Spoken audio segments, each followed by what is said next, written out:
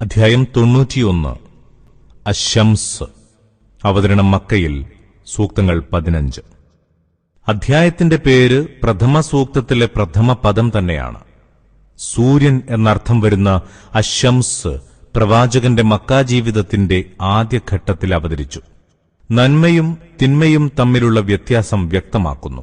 ഇത് ബോധ്യമായിട്ടും ദുർമാർഗത്തിൽ ചരിക്കുന്നവരെ കാത്തിരിക്കുന്ന ശിക്ഷയെക്കുറിച്ച് താക്കീത് ചെയ്യുന്നു.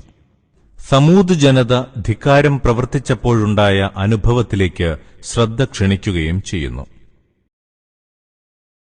ബിസ്മില്ലാഹിർ റഹ്മാനിർ റഹീം. സൂര്യനും അതിന്റെ ശോഭയും സാക്ഷി. ചന്ദ്രൻ സാക്ഷി, അത് സൂര്യനെ പിന്തുടരുമ്പോൾ. പകൽ സാക്ഷി, അത് സൂര്യനെ തെളിയിച്ചു കാണിക്കുമ്പോൾ. രാവ് സാക്ഷി, അത് സൂര്യനെ മൂടുമ്പോൾ.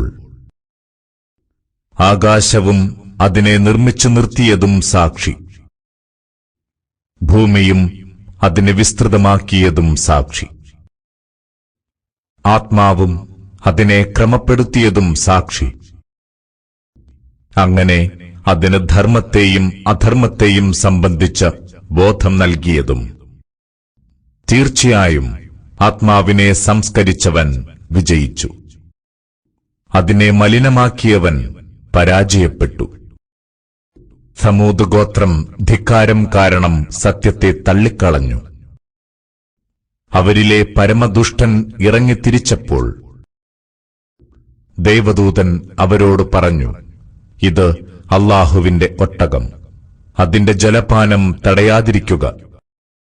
അവരദ്ദേഹത്തെ ധിക്കരിച്ചു, ഒട്ടകത്തെ അറുത്തു. അവരുടെ പാപം കാരണം അവരുടെ നാഥൻ അവരെ ഒന്നടങ്കം നശിപ്പിച്ചു. ശിക്ഷ അവരെ ഒന്നടങ്കം നിരപ്പാക്കുകയും ചെയ്തു. ഈ നടപടിയുടെ പരിണതി അവനൊട്ടും ഭയപ്പെടുന്നില്ല.